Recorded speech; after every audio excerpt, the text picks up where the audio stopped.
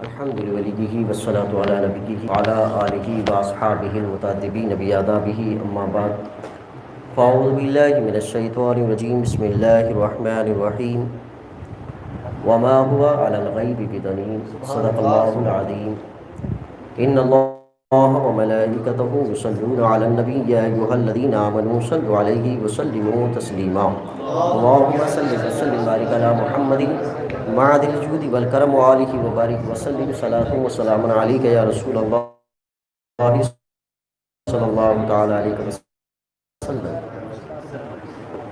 محفل کے اختتام کا بالکل وقت قریب ہے، بس اختتام وقت سے 10 منٹ کچھ زیادہ آپ سے لوں گا۔ حضور کی شان، حضور کی رفعت، حضور کی تعریف، حضور کا ذکر ہم اور آپ کر رہے ہیں۔ اس محفل کے صدقے اللہ تبارک تعالیٰ ہمارے دلوں میں نور پیدا فرمائے، حضور کی محبت کے چراغاں روشن فرمائے، عشق محمدی کے چراغ کو اور فزوں فرمائے، اور ہمیں محبت رسول میں جینے مرنے کا تڑپنے والا دل عطا فرمائے۔ حضور نبی کریم صلی اللہ علیہ وسلم کی تعریف و توصیف اللہ تبارک تعالیٰ ان بندوں کو عطا کرتا ہے جس کو محبوب رکھتا ہے، اس لیے کہ حضور کی ذات اللہ کو سب سے زیادہ محبوب ہے، تو اپنے محبوب کا ذکر کرنے کے لیے محبوب بندوں کا انتخاب کرتا ہے۔ میرے اور آپ کے لیے یہ خوش نصیب اور مندی ہے کہ ہماری زبان پر حضور کا ذکر جاری ہوا، اس لیے کہ ہر محبوب اپنے محبوب کی تعریف سننے کے لیے اچھے ہی لوگوں کا انتخاب کرتا ہے، خراب لوگوں سے تعریف سننے کو وہ خود پسند نہیں کرتا۔ اس زاویے سے اگر دیکھا جائے تو اس محفل میں ہم نے حضور کی تعریف کی تو اللہ کے محبوب ہونے کی ایک علامت، ایک سمٹمز پائے گئے، سمٹمز کے دور میں سمٹمز پائے گئے کہ اللہ تبارک تعالیٰ نے یہ ایک صفت عطا فرمائی۔ تو حضور کی تعریف بہت کم ایسا ہوتا ہے کہ ہمیں تعریف و توصیف سمجھ نہیں آتی، لیکن جو تعریف اور توصیف کر رہا ہے اگر اس کے لب و لہجے میں سمجھ موجود ہو تو اس کی تائید کرنا بھی یہ اس کے حصے کے لیے باعث خیر و برکت ہوتا ہے۔ ہم نے ایک روایت سنی تھی ایسے شخص کے بارے میں کہ اس کا انتقال ہوا تو لاش کو تدفین کرنے کے لیے بھی کوئی آدمی موجود نہیں تھا۔ بڑی مشکل سے کسی اجنبی آدمی نے اس کی نماز جنازہ پڑھی اور اس کو قبر میں دفن کیا۔ کچھ دنوں کے بعد قبر کھل گئی، کھلنے کے بعد اس قبر سے خوشبو مہکتی، روشنی نکلتی۔ جو گورکن ہے، قبر کھودا کرتا ہے، اس کے لیے یہ بات بڑی حیرت کی تھی کہ یہ گورکن کہ ایسی قبر سے روشنی نکلتی ہے اور اس سے خوشبو نکلتی ہے، یہ کون مدفن ہے یہاں پہ کہ اس کی قبر سے ایسی چیزیں نمودار ہیں۔ بہت تلاش و جستجو کے بعد پتہ چلا کہ وہاں فلاں بستی میں ایک گھر ہے جہاں سے یہ شخص رہتا تھا۔ وہاں لوگ پہنچے اور پتہ کیا تو معلوم ہوا کہ ایک غریب بستی کا آدمی ہے اور اس کے انتقال کے بعد اس نے اپنی بیوی چھوڑی اور کوئی سرمایہ نہیں چھوڑا۔ لوگوں نے اس خاتون سے جا کر پوچھا کہ تمہارے شوہر کا ایسا کون سا عمل ہے کہ جس کی بنیاد پر اس کی قبر میں اتنی روشنی، کشادگی اور خوشبو مہکتی ہے، جبکہ اس کے بارے میں معلوم ہوا کہ وہ شرابی تھا، شراب پیتا تھا، کثرت سے شراب پیتا تھا۔ اس کی بری عادتوں کی بنیاد پر لوگ قریب جڑتے نہیں تھے، لیکن اس کی ایک عادت اچھی تھی۔ وہ خاتون کہتی ہے کہ میں نہیں جانتی کہ اس میں کیا اچھائی تھی، لیکن ایک بات تھی، اس کو قرآن پڑھنا نہیں آتا تھا، لیکن یہ قرآن کھولتا تھا اور رو رو کے کہتا تھا مولا مجھے پڑھنا نہیں آتا ہے، لیکن تو نے جو بھی لکھا ہے وہ سچ ہے، حق ہے، میں اس کو مانتا ہوں۔ بس یہی کہتا تھا، سچ ہے، حق ہے، میں مانتا ہوں، مجھے پڑھنا نہیں آتا ہے کہ لکھا کیا ہے۔ تو شاید یہ نیکی ہو کہ اس کی قبر میں کشادگی اور رحمت ہو۔ تو کبھی ہمیں محفلوں میں بیٹھنے کا لطف نہیں ملتا، ہم سوچتے ہیں کہ ہمیں سمجھ ہی نہیں آتا ہم کیا کرنا اس کو۔ تو کبھی نیکی اللہ تبارک تعالیٰ بندے کو بہانے تلاش کر کے اس کا اجر دیتا ہے۔ آپ بتائیں، ہم کہیں ایسی محفلوں میں بھی بیٹھتے ہیں ہمیں سمجھ نہیں آتی، لوگ گانے بھی سنتے ہیں، گانے سمجھ نہیں آتے پھر بھی سنتے رہتے ہیں، ان میں میوزک اچھی لگتی ہے سنتے رہتے ہیں، وہ لطف لیتے ہیں۔ بعض کو کرکٹ سمجھ میں نہیں آتا ہے، وہ کرکٹ دیکھ لیتے بیٹھتے ہیں، انہیں پتہ نہیں رہتا ہے کہ یہ کیا بولا جاتا ہے، اس کو کیا سمجھا جاتا ہے، لیکن بیٹھتے برابر ہیں۔ تو بیٹھتے بیٹھتے ذوق پیدا ہوتا ہے، پہلے اس کو کرکٹ کے تھوڑے شعبے معلوم ہوتے ہیں، پھر آگے معلوم ہوتے ہیں، کھلاڑی معلوم ہوتے ہیں، پھر آگے بڑھتا ہے۔ اسی طرح سے ہمیں اگر نعت کی محفلوں میں کوئی بات سمجھ نہ آئے تب بھی بیٹھا کریں کہ یہیں سے کوئی شعاع پھوٹے گی اور حضور کے اس تذکرے سے ہمارے دلوں کو نور ملا کرے گا۔ یہ ان لوگوں کے لیے ہے کہ جو مزاج سے اس میں آمدہ نہیں ہوتے، توجہ نہیں کر پاتے۔ کسی بھی محفل میں آنے کے لیے اور کسی محفل کو اپنی بنانے کے لیے ابتدا تو کرنی پڑتی ہے۔ اسی لیے اہل علم کہا کرتے ہیں اچھوں کی مجلس میں بیٹھا کرو۔ اچھوں کی مجلس سے کم اتنا ہوگا کہ تم اچھے نہ ہو سکے لیکن اچھوں میں شمار ضرور کیے جاؤ۔ اس کو مثال دیتے ہیں کہ عطر کی دکان پہ بیٹھا کرو، نہ خریدو صحیح چلے گا لیکن خوشبو سے مہکو گے ضرور۔ تو یہ چیز ہوا کرتی ہے۔ اللہ کے نبی صلی اللہ علیہ وسلم کی حیات مبارکہ کا ہر حصہ اس کائنات کے لیے رہنمائی رکھتا ہے اور مشعل راہ ہے۔ لوگ اس حضور کی ذات سے، حضور کی سیرت سے، حضور کے صفات سے درس لیتے ہیں۔ بے شمار صفات کا حامل اللہ تبارک تعالیٰ نے آپ کو بنایا۔ کون سی ایسی صفت جامع کامل نہیں جو حضور کی ذات میں اللہ نے معجزاً نہ فرمائی ہو؟ ساری صفاتوں کا حامل بنایا۔ ان صفاتوں میں حضور کو اللہ تبارک تعالیٰ نے بے نیاز بھی بنایا۔ دنیا میں حضور تشریف فرما تھے، بے نیازی زندگی گزارتے تھے۔ ایک لفظ غنی کا آتا ہے، غنی کا ترجمہ اکثر لوگ مالدار کرتے ہیں۔ مالدار عام طور پر بے نیاز ہوتا ہے، اس کے پاس ہر طرح کی سہولت ہوتی ہے، ہر طرح کی آرائش ہوتی ہے، تو وہ ضرورتوں سے بے نیاز ہوتا ہے، اس لیے اس کو غنی کہتے ہیں۔ غنی کا اصل معنی ہوتا ہے بے نیاز۔ یہ مالدار بھی ہو سکتا ہے، غریب بھی ہو سکتا ہے، مالدار بھی اور غریب بھی۔ اس کو ایک واقعے سے سمجھ سکتے ہیں کہ ایک شخص تھا، ایک عباسی دور کی کہانی ہے کہ اس شخص کے اوپر قتل کا وارنٹ جاری ہوا، اس کی تلاش شروع ہو گئی کہ اس کو پکڑا جائے اور اس کو قتل کیا جائے، اور وہ شخص کسی قلعے کا سپہ سالار تھا، مالدار تھا، اور وہ بھاگے بھاگے پھر رہا تھا اپنی جان بچانے کے لیے۔ وہ مکہ شریف پہنچا، حرم میں پہنچا۔ حرم میں پہنچنے کے بعد سپاہی اس کی تلاش پوری سلطنت میں کر رہے تھے۔ اس موقع پر ایک خادم تھا حرم، کو پتہ چل گیا کہ یہ وہی آدمی ہے جس کی تلاش سلطنت میں ہے، اس کو پکڑ لیا۔ پکڑنے کے بعد کہا کہ تمہاری تلاش چل رہی ہے، پولیس ڈھونڈ رہی ہے، تمہیں پکڑ کے دے دیا جائے گا۔ تو اس نے کہا کہ مجھے چھوڑ دو، فلاں کر دو، یہ کر دو، وہ کر دو۔ اس نے بڑی منت سماجت کر لی۔ اس کے پاس ایک ہیرے کہ میں تمہیں دے دوں گا اگر تم مجھے چھوڑ دو۔ تو اس شخص نے وہ انگوٹھی لی۔ وہ اتنا غریب تھا کہ اس نے سونے کے سکے ٹھیک سے نہیں دیکھے تھے، ہیرے کی انگوٹھی کا اس کو مل جانا تو کل کائنات جیسے اس کو مل گئی۔ اس نے ہیرے کی انگوٹھی لی، کچھ لمحے سوچا، سوچنے کے بعد یہ کہا کہ تم بڑے قلعے کے سپہ سالار گورنر لگتے ہو، بتاؤ تم نے اپنی زندگی میں کتنا خرچ کیا ہے؟ کہا میں نے بہت خرچ کیا ہے۔ نہیں، کہا پھر بھی تم اپنے خزانے سے کتنا خرچ کیے؟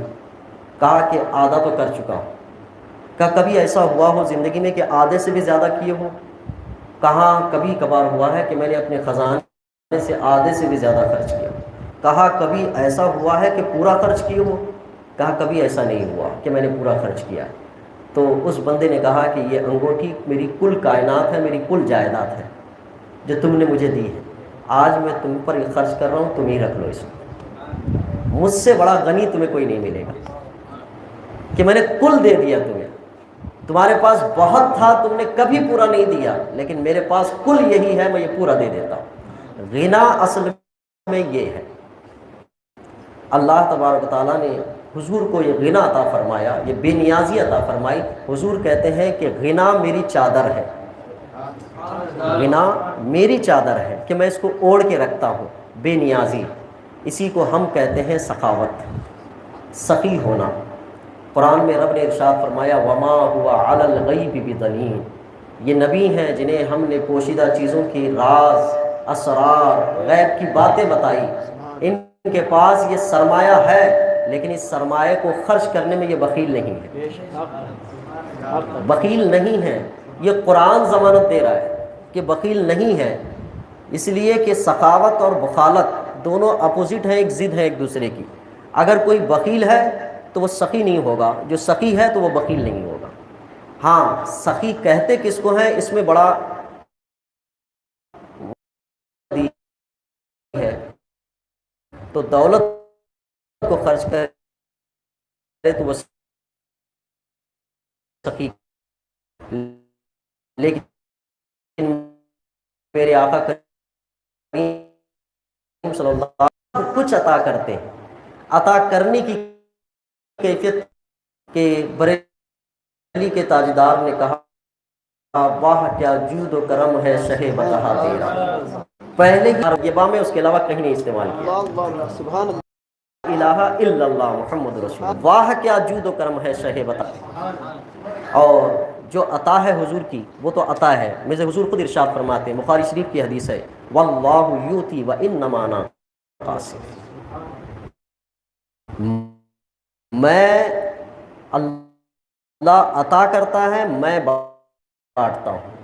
عربی گرامر والوں نے اس کا ترجمہ یوں بھی کیا ہے اللہ عطا کرتا ہے میں ہی بانٹتا ہوں، میں ہی بانٹتا ہوں، تو معنی یہ ہوا کہ اللہ نے اپنے عطا کی کنجیاں اور خزانے حضور کو عطا فرمائے، کہا بٹے گا باڑا آپ ہی کی طرف سے، جس کو اعلیٰ حضرت کا بٹتا ہے باڑا نور کا، کہ آپ ہی کی طرف سے بٹے گا۔ نبی کریم صلی اللہ علیہ وسلم کی جود و سخا کی داستانیں تاریخ بلکہ سیرت میں درج کی گئی ہے۔ اللہ کے نبی صلی اللہ علیہ وسلم کی سخاوت سب سے زیادہ رمضان مبارک میں ہوا کرتی تھی۔ حضرت جبرائیل علیہ السلام جب حضور کے پاس تشریف لاتے تو رمضان مبارک میں پورے قرآن کا دور ہوتا تھا، جتنا قرآن نازل ہوا ہے اس قرآن کو ریپیٹ پڑھا جاتا تھا، تو جب پڑھتے تو اللہ کے رسول صلی اللہ علیہ وسلم بڑے شاد ہوتے اور لوگوں پر خرچ کیا کرتے تھے۔ حضرت عائشہ فرماتی ہیں سب سے زیادہ حضور کہتے تھے سب نام صلی اللہ علیہ وسلم غزوہ حنین سے وہ سارا کا سارا تقسیم کر دیا، ایک چادر بچی تھی حضور کے شانے ہے ایسے کہ رب کے کھینچا ہے، صلی اللہ علیہ وسلم نے ارشاد فرمایا تم نے اس انداز سے کھینچا، کیا مجھے کبھی تم نے دیکھا ہے کہ میں دینے میں کنجوسی کرتا ہوں؟ مجھ سے بڑا عطا کرنے والا کون؟ حضور نے ارشاد فرمایا کہ مجھ سے بڑا عطا کرنے والا کون؟ میں تو جو کچھ آتا ہے وہ سب تقسیم کر دیتا ہوں۔ حضور نبی کریم صلی اللہ علیہ وسلم اس وقت بھی عطا کرتے جب موجود ہوتا، جب اس وقت بھی عطا کرتے جب موجود نہ ہوتا۔ موجود ہو عطا کرنا یہ سخاوت ہے، موجود نہ ہو تب دینا یہ وہ سخاوت ہے جس سخاوت میں میرے حضور کی ذات تنہا ہے، ایسی ذات ہے کہ نہ ہو تب بھی عطا کریں۔ حضرت بلال حبشی رضی اللہ تعالیٰ عنہ کہتے ہیں حضور نبی کریم صلی اللہ علیہ وسلم جب کسی کو عطا کرتے اور سامان موجود نہ ہوتا تو نہ نہیں کہتے بلکہ کہتے کہ فلاں دکان سے کچھ لاؤ اور ان کو عطا کر دو، اور ادھار رکھوا کے کرواتے۔ حضرت بلال حبشی کہتے ہیں کہ جس جگہ حضور نے ادھار لیا تھا سب کا حساب میرے پاس رکھا ہوا تھا کہ میں لیتا تھا۔ ایک مشرک آیا، اس نے کہا کہ آپ ان سے ادھار لیتے ہو، میرے پاس پیسہ کافی ہے، مجھ سے ادھار لیا کرو اور مجھ سے لے کر دیا کرو۔ حضرت بلال حبشی رضی اللہ تعالیٰ عنہ نے اس تاریخ کو ادا کیا جائے گا، اور حضور کی بارگاہ میں کوئی بھی آتا تو حضور عطا کرتے جاتے، یہاں تک کہ قرض لے کر عطا کرتے، ادھار لے کر عطا کرتے، یہ دینے کی کیفیت حضور کی ہوا کرتی تھی۔ تو ان کیفیتوں میں وہ شخص مدت سے پہلے آیا اور اکیلا نہیں آیا، ایک قافلے کو لے کر آیا، اور آ کر بلال حبشی رضی اللہ تعالیٰ عنہ کہتے ہیں کہ میں نماز کے لیے وضو بنا چکا آذان دینے کے لیے اور جا ہی رہا تھا کہ پورے قافلے کے ساتھ آیا اور مجھ سے کہتا ہے کہ تم نے مجھ سے ادھار لیا تھا، 4 دن باقی رہ گئے ہیں، 4 دن کے اندر اندر تمہیں ادا کرنا ہوگا، اگر تم ادا نہیں کرتے ہو تو میں تمہارے لیے برا سلوک کروں گا۔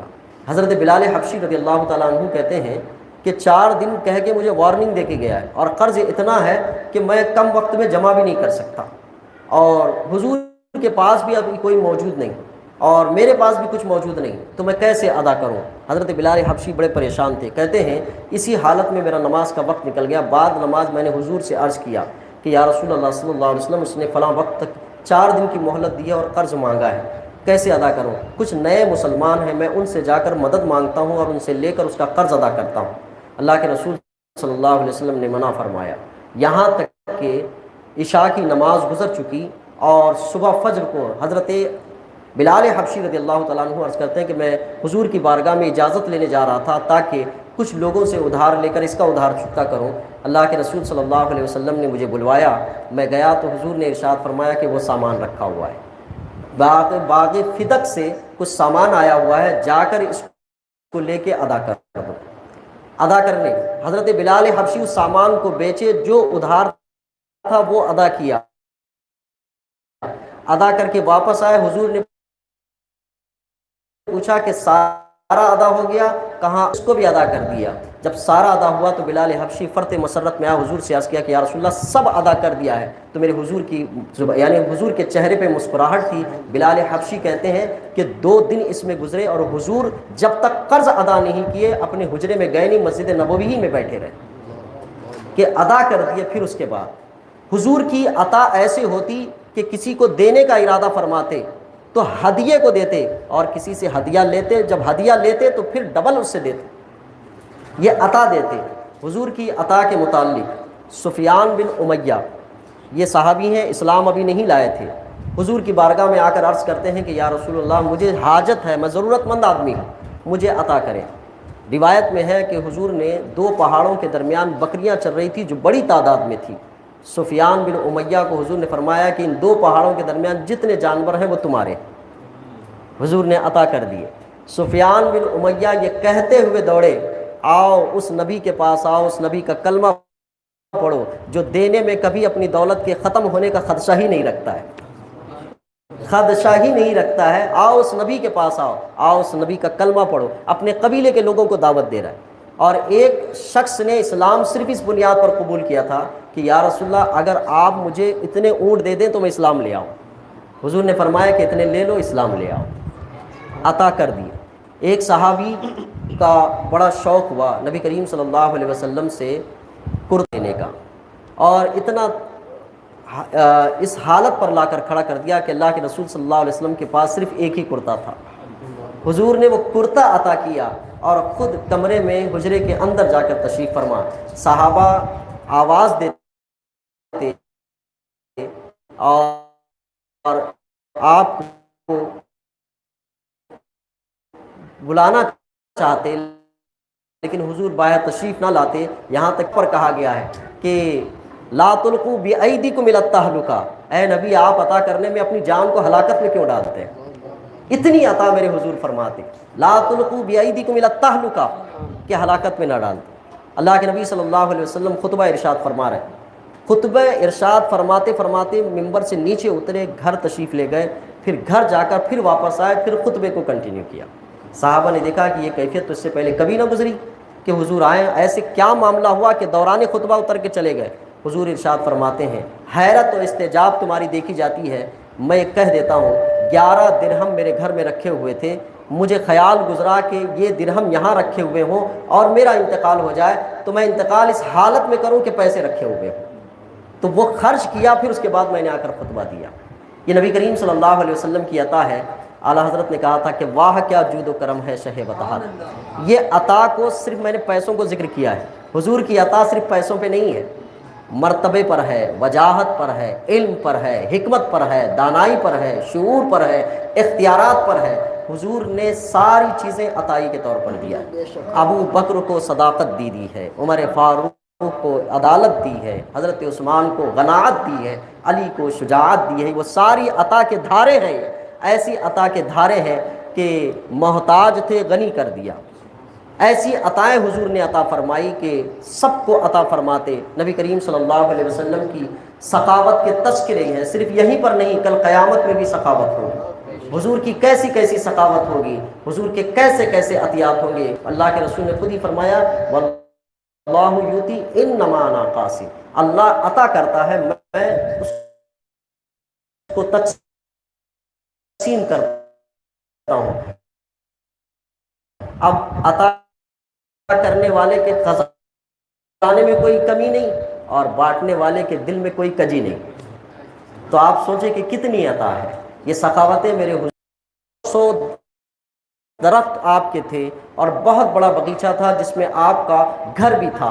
اللہ کے نبی صلی اللہ علیہ وسلم پر جب یہ آیت کریمہ نازل ہوئی کہ تنالوا البر حتی تنفقوا مما تحبون، تو اور ایک آیت اس روایت کے مطابق کہ اللہ تبارک و تعالیٰ من یقرض اللہ قرضا حسنا، کون ہے جو اللہ تعالیٰ کو قرض حسن دے۔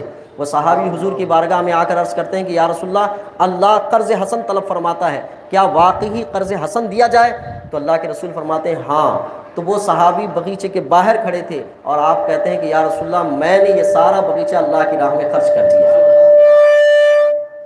خرچ کر دیا ہے۔ تو اب کیفیت یہ ہے کہ دے دیا تو اپنی اہلیہ بچے اندر ہیں۔ حضور، وہ صحابی کہتے ہیں کہ میں نے باہر کھڑے کھڑے اپنی اہلیہ اور بچوں کو بلایا، کہا باہر آ جاؤ، اندر نہیں گئے۔ تو خاتون نے کہا کہ اندر کیوں نہیں آتے؟ کہا میں نے یہ اللہ کو دے دیا ہے، اب یہ میرا نہیں، تم باہر آ جاؤ۔ باہر آئے۔ اللہ کے رسول صلی اللہ علیہ وسلم کی عادت کریمہ تھی، سب سے نہیں لیتے، اور سب سے لیتے بھی تو اس کی طاقت کے حساب سے لیتے۔ حضرت ابو بکر صدیق سے لیا تو کل کا کل لیا، حضرت عمر فاروق سے لیا تو آدھا لیا، اور حضرت عثمان غنی سے لیا تو بار بار پوچھ کے لیا، اور کچھ ہے تو دے سکتے ہو، اور کچھ ہے تو دے سکتے ہو، لیکن حضرت عمر فاروق کو نہیں کہا۔ حضور کو پتا تھا کہ رکھو، اس کو اپنے لیے خرچ کیا کرو۔ حضور نے سب سے پوچھا تھا، حضرت ابوبکر صدیق سے پوچھا گھر کے لیے کیا چھوڑا ہے؟ کہا صدیق کے لیے خدا کا رسول بس۔ حضرت عمر فاروق سے پوچھا تھا کہ گھر کے لیے کیا چھوڑا ہے؟ کہا آدھا لایا ہوں، آدھا رکھا ہوں۔ حضرت عثمان غنی کو ترغیب دی تو 100 اونٹ دیے، پھر اس کے بعد 300 اونٹ دیے۔ پھر حضور نے ارشاد فرمایا کون ہے جو جنگ میں خرچ کرے اور اس کے بدلے جنت پائے؟ 300 کا اور اضافہ کر دیا۔ پھر حضور نے فرمایا کون ہے جو خرچ کرے؟ تو حضرت عثمان غنی نے 300 کا اور اضافہ کیا۔ اللہ کے رسول صلی اللہ علیہ وسلم طلب پر طلب فرمایا کر رہے ہیں۔ یہ کہ یہ کیفیت تھی میرے حضور کی، عادت کریمہ تھی، سب سے نہیں مانگتے، مانگتے تو کسی سے مخصوص مانگتے، کسی سے کل کا کل مانگتے۔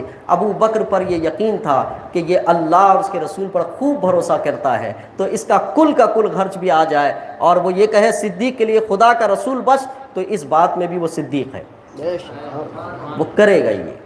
تو حضور کی عطا سے جو صدقے ملے تھے صحابہ کو، وہ یہ تھا کہ وہ بھی خرچہ کیا کرتے تھے۔ تو یہ حضور کی سخاوت ہے۔ میرے کریم سے گر قطرہ کسی نے مانگا، دریا بہا دیے ہیں، دربے بہا دیے۔ حضور کی سخاوت میں یہ بات تو میں ضرور ذکر کروں گا، سخاوت دنیا میں حاتم طائی کی مشہور ہے، نام ہی ہے حاتم طائی، سخاوت کرنے مشہور۔ اس کے بارے میں بیان کیا جاتا ہے کہ 4 دروازوں کے درمیان بیٹھا کرتا اور چاروں دروازوں سے لوگ لینے کے لیے آتے تھے۔ ایک مرتبہ ایک شخص آیا، وہ ایک دروازے سے حاتم طائی کے پاس لیا چلا گیا، پھر دوسرے دروازے سے آیا، تیسرے دروازے سے آیا، چوتھے دروازے سے آیا، چہرہ روپ بدل کر آیا۔ ایک شخص نے حاتم طائی کو کہا کہ جس کو آپ نے دیا ہے یہ پہلے بھی آیا تھا، دوسری مرتبہ بھی آیا تھا، چہرہ بدل کے آیا، روپ بدل کے آیا، تیسری مرتبہ بھی آیا، روپ چہرہ بدل کے آیا، چوتھی مرتبہ بھی آیا۔ حاتم طائی کو یہ کہنا چاہتا تھا کہ یہ لے چکا ہے، دوبارہ آ رہا ہے۔ حاتم طائی نے کہا کہ کوئی منگتا میرے پاس آئے تو میں دے دیتا ہوں۔ حاتم طائی کی اس سخاوت کو دنیا نے مانا کہ وہ 4 دفعہ آیا، لیکن میری حضور کی بارگاہ میں کوئی ایک دفعہ آیا تو دوبارہ آنے کی ضرورت نہیں پڑتی۔ میرے امام نے کہا میرے کریم سے گر قطرہ کسی نے مانگا، دریا بہا دیے ہیں، دربے بہا دیے۔ یہ حضور کی ذات ہے۔ محبت تو بنتی ہے کہ حضور کی ذات سے ان صفات کی بنیاد پر بھی محبت کی جائے۔ حضور کی بہت ساری سنتیں ہیں، یہ سنت بھی حضور کی ہے کہ سخاوت کی جائے۔ اللہ کے رسول ارشاد فرماتے ہیں کہ سخی جنتیوں میں سے ہے اور بخیل دوزخیوں میں سے ہے۔ تو سخاوت حضور کی سنت ہے، جب رہے تب عطا کرتے ہیں، نہ رہے تب بھی عطا کرتے ہیں، اسی بھروسے کہ یہ دنیا فانی ہے، دنیا میں رہنے والی ہر شے فانی ہے۔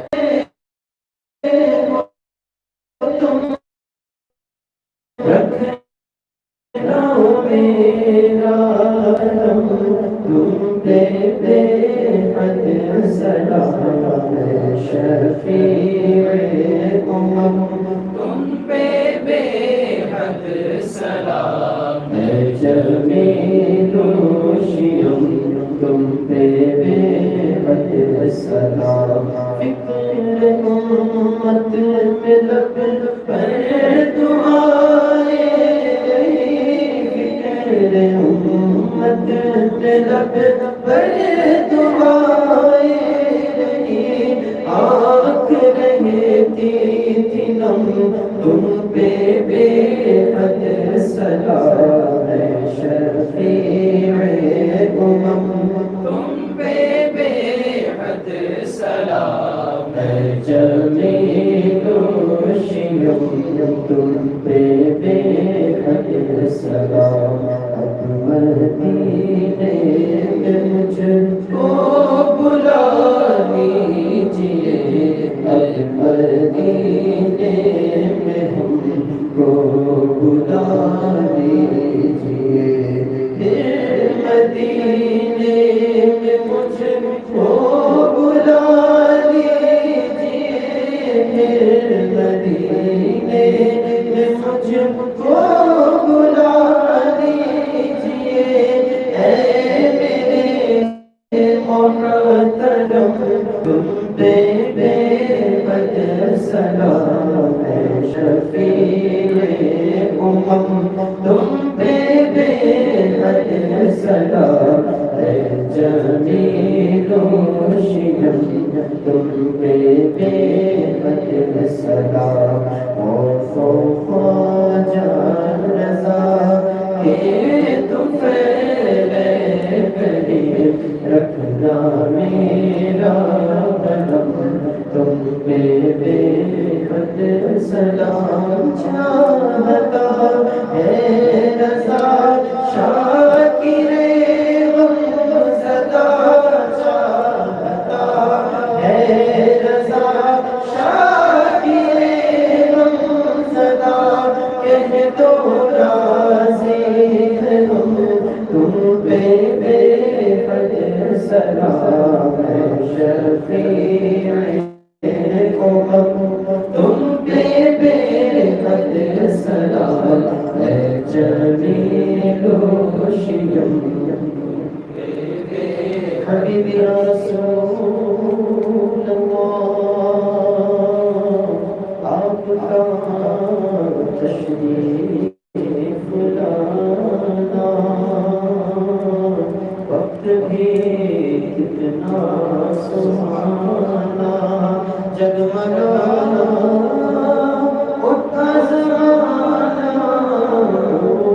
گاتی تھی ترانا یا نبی اس کا بھلا ہو جس نے یہ محفل کیا ہو عمر میں برکت عطا ہو رزق میں وسعت عطا ہو دین کی خدمت عطا ہو یا نبی سلام علیکہ یا رسول سلام علیکہ